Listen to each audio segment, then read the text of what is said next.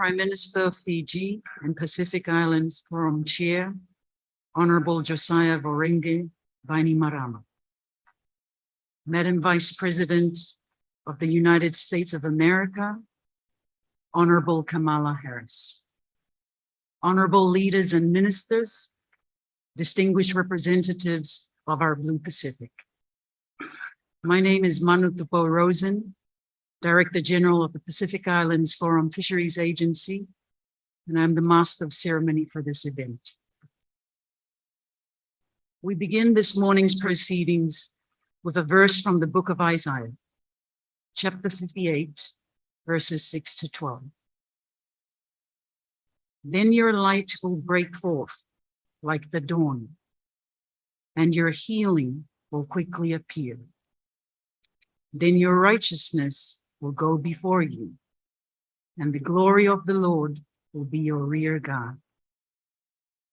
Then you will call, and the Lord will answer.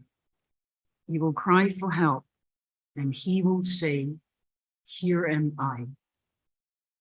If you do away with the yoke of oppression, with the pointing finger and malicious talk, and if you spend yourselves on behalf of the hungry and satisfy the needs of the oppressed, then your light will rise in the darkness, and your night will become like the noonday.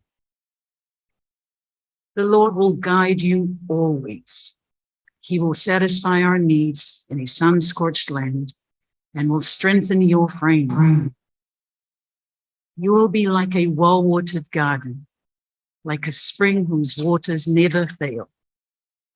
Your people will rebuild the ancient ruins and will raise up the age-old foundations. You will be called repairer of broken walls, restorer of streets with dwellings. Let us pray. God of the land, sea, sky, and all creation, be present in our Talanoa this day. Be in our listening and speaking. Be in our thinking and feeling. Help us to journey together. Weave us into the sail that harnesses the wind of your spirit as we voyage together to islands of hope and lagoons of peace. Weave us into baskets that share the abundance of your creation with all who have need. Weave us into mats where all are welcome, all may find grace, all may find community, all are heard, and all are loved. Weave us, O God, into a sacred cord that can never be broken. In your holy name, we pray, Amen.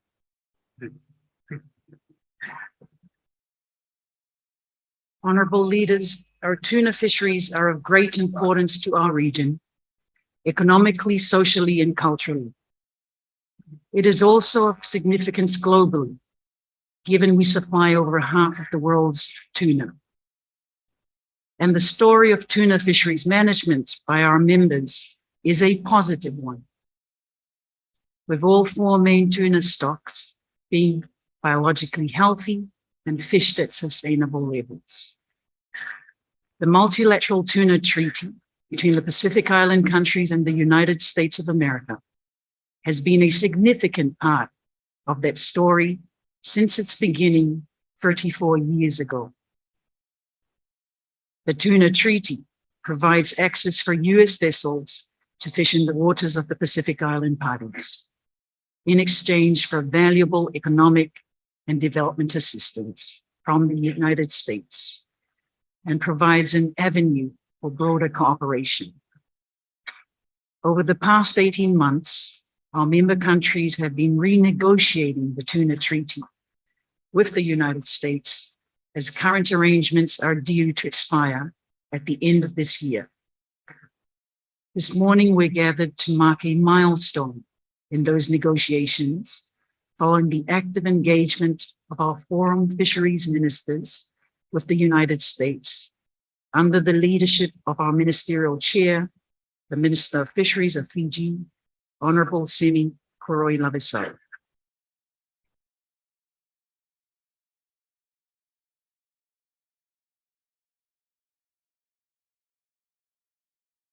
Thank you very much, honorable leaders, distinguished representatives. We understand that the US are yet to join us, so we will, I'm being advised to pause at this time.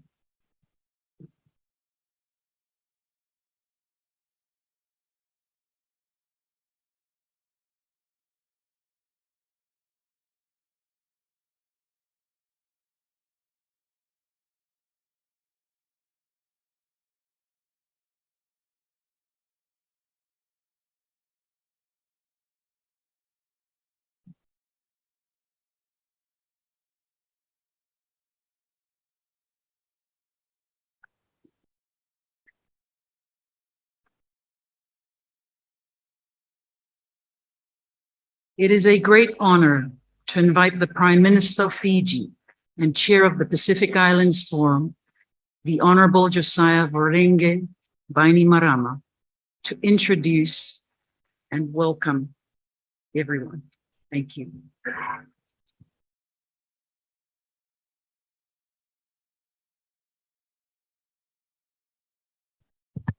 Your Excellency Kamala Harris, the Vice President of the United States of America, Excellencies, colleague leaders, ladies and gentlemen, I've just come from the launch of the Pacific Regional Council for Early Childhood Development. It has filled me with positive energy. Bula Vinaka, everyone, and good morning again from Suva. Your Excellency, this is the region. Our most important priorities require global engagement, and that requires engagement with development partners beyond the borders of our Blue Pacific. At my invitation, I'm very pleased to welcome the Vice President of the United States of America, Kamala Harris, who is joining us virtually. We have welcomed the USA back into the Paris Agreement, and we are proud to welcome you to our 51st Forum meeting, Madam Vice President. Bula, and welcome. And I invite you to address our forum. Thank you, Mr. Prime Minister. It is my honor to join you, and thank you for inviting me to participate in this gathering. Prime Ministers and Presidents, Mr. Secretary General, distinguished guests, I am honored to be able to be with you today, virtually though it may be. The history and the future of the Pacific Islands and the United States are inextricably linked. We have historic bonds going back generations and shared fights for freedom and for liberty. We share deep ties between our people. And we are proud in the United States that there are 1.4 million people here that have Pacific Islander heritage, many of whom reside in my home state of California. And as a daughter of California, I know firsthand the incredible contributions Pacific Islanders have made to our culture and to our country. And we celebrate them, of course, as an integral part of the American story. The United States is a proud Pacific nation and has an enduring commitment to the Pacific Islands, which is why President Joe Biden and I seek to strengthen our partnership with you. We recognize that in recent years, the Pacific Islands may not have received the diplomatic attention and support that you deserve. So today I am here to tell you directly, we are going to change that. Last year, President Biden was the first United States president to address this forum. Secretary of State Blinken traveled to Fiji this year and launched our Indo-Pacific strategy. And in the months and years ahead, we plan to build on this foundation. We will significantly deepen our engagement in the Pacific Islands, we will embark on a new chapter in our partnership, a chapter with increased American presence, where we commit to work with you in the short and long term to take on the most pressing issues that you face. In recent months, we have discussed many of these issues with you. We have consulted extensively and candidly. The result is a series of actions that are responsive to your priorities and we believe will facilitate our engagement moving forward. To start, the United States will launch the process to establish 2 new embassies in the region, one in Tonga, one in Kiribati. We will also appoint the first ever United States envoy to the Pacific Islands Forum. We will return Peace Corps volunteers to the region, and USAID is taking steps to expand its footprint to include reestablishing a regional mission in Suva, Fiji. All of these steps will enable us to increase our engagement and develop and deliver concrete results. Today, I am also pleased to announce that we plan to triple U.S. funding for economic development and ocean resilience for the Pacific Islands. We will request from the United States Congress an increase from $21 million per year to $60 million per year for the next 10 years. $60 million per year for the next 10 years. These funds will help strengthen climate resilience, invest in marine planning and conservation, and combat illegal, unreported, and unregulated fishing, and enhance maritime security. I heard you speak of the South Pacific Tuna Treaty. Regarding that treaty, we do believe it is a cornerstone of our political and economic cooperation, and we look forward to concluding negotiations. I want to particularly thank Monica Medina, our Assistant Secretary of State for Oceans and International Environmental and Scientific Affairs, for her work on this issue and her leadership. She is with you in Fiji today. President Biden and I consider our relationship with all of you to be a true partnership and a friendship based on mutual respect, mutual trust, and mutual benefit. We will engage transparently and constructively, which means we will listen, collaborate, and coordinate at every step of the way. We will also work to empower and strong and united Pacific Islands Forum, which will strengthen your voice on the world stage as we continue to work together. We will also better coordinate our efforts with allies and partners. And to that end, we recently launched the Partners in the Blue Pacific, which includes Australia, Japan, New Zealand, the United Kingdom, and of course, the United States. All of this work recognizes that our partnership with the Pacific Islands spans a wide range of issues.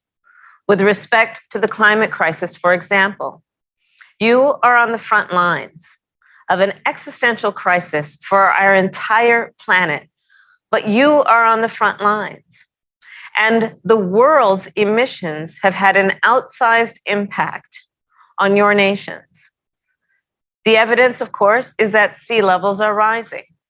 The coral reefs that protect your islands and foster fisheries are bleaching, and ocean warming is accelerating.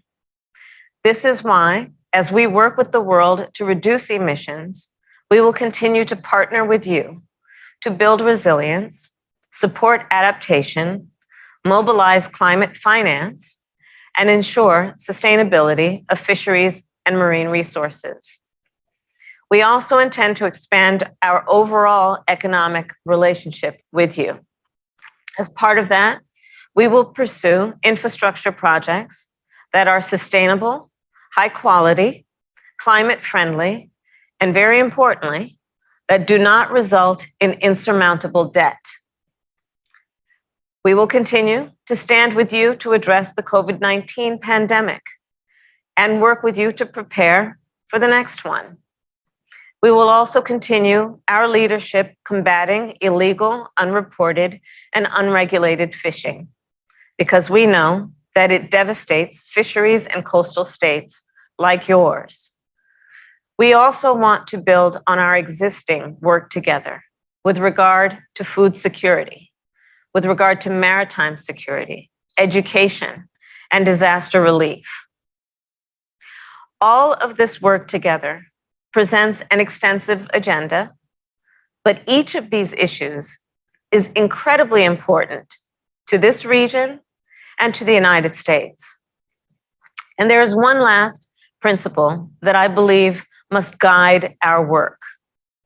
In this region and around the world, the United States believes it is important to strengthen the international rules-based order, to defend it, to promote it, and to build on it.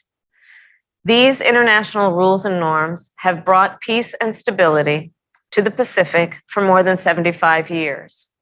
Principles that importantly state that the sovereignty and territorial integrity of all states must be respected. Principles that allow all states, big and small, to conduct their affairs free from aggression or coercion. At a time when we see bad actors seeking to undermine the rules-based order, we must stand united.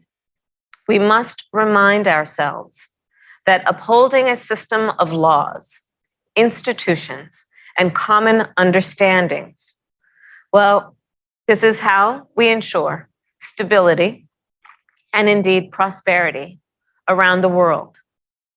We will continue to work with all of you and all of our partners and allies to craft new rules and norms for future frontiers, grounded in our shared values of openness, transparency, and fairness. All of us convened here, we recognize there is so much we can do together. We have a strong foundation, and we will build on this and embark on a new chapter, all in the spirit of partnership, friendship, and respect. President Joe Biden, myself, and our entire administration look forward to working with you as we chart our shared path together. This gathering is critically important to the United States, and so I thank you again for the opportunity to address you and to be with you, and I thank you.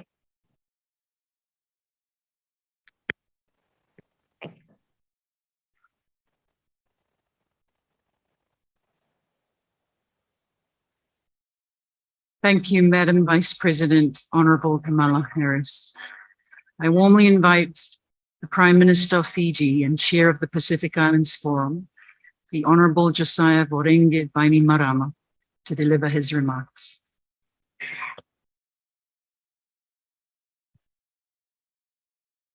Thank you, Madam Vice President. Madam Vice President, the USA has long been a Pacific power. Your comprehensive remarks and commitment show that America is prepared to become a Pacific partner like never before. And we appreciate your clear response on the U.S. government contribution under the treaty. Your readiness to request from U.S. Congress $60 million per year for the next 10 years in connection with the new economic assistance agreement with the Forum Fisheries Agency is a powerful commitment. If finalized, I'm sure that everyone gathered here today can agree that it would be a significant milestone in the relationship between the U.S. and Pacific parties. The treaty offers the United States an unparalleled platform to strengthen its relationship with the Pacific Island parties, to balance its various strategic interests in the Pacific region, and broaden our cooperation across regional security, responsible fisheries management, and economic development. We welcome, Madam Vice President, the $50 million per year in economic support funds along with the $10 million per year in separate programming targeted at mutually beneficial priorities. This includes combating illegal, unreported, and unregulated fishing, ensuring fisheries are resilient, that fisheries management is adaptive to a changing climate and ocean, and promoting fisheries-related economic development. I'm sure that the Pacific Island parties are keen to explore the deeper operational details of the partnership and visit with the Forum Fisheries Agency on monitoring and combating IUU fishing and supporting long-term economic and environmental resilience in the Pacific. Madam Vice President, the broader cooperation provisions in Article 3 of the treaty, as amended in 2016, are designed to support the recognition of the special requirements of the Pacific Island parties. As such, we look forward to discussions on how we can take full advantage of and operationalize Article 3 to allow for mutually beneficial arrangements, such as the landing of Pacific Island parties' catch in American Samoa and market access. I also note the desire of the U.S. for a new economic assistance agreement that enables broad cooperation, assistance, and collaboration. The Pacific Island parties will indeed prioritize this agenda item for consideration. Excellencies, honorable ministers, heads of delegations, delegates, ladies and gentlemen, in light of this announcement made by Madam Vice President, it would be remiss of me to not also acknowledge the suite of other commitments the United States has put forth to strengthen its relations with the Pacific. From commencing discussions with Kiribati and Tonga on the establishment of U.S. embassies to appointing for the first time a designated U.S. Pacific Islands Forum envoy. From working to develop the first ever U.S. national strategy on the Pacific Islands to bringing the Peace Corps back to the Pacific. And from progressing towards the re-establishment of USAID regional mission for the Pacific to implementing the partners in the Pacific Coordination Mechanism with allies, Australia, Japan, New Zealand, and the United Kingdom. I think it is clear to see that the US is certainly looking a lot more like the Pacific partner we have traditionally held it to be. We look forward to deeper engagement to support our development and build our capacity at the regional and national levels. Honorable Minister and officials, I wish you the best in the pre-negotiation phase and encourage you to nurture this important relationship. Americans and Pacific Islanders share an ocean. We look forward to working together towards a secure and prosperous shared future. Thank you.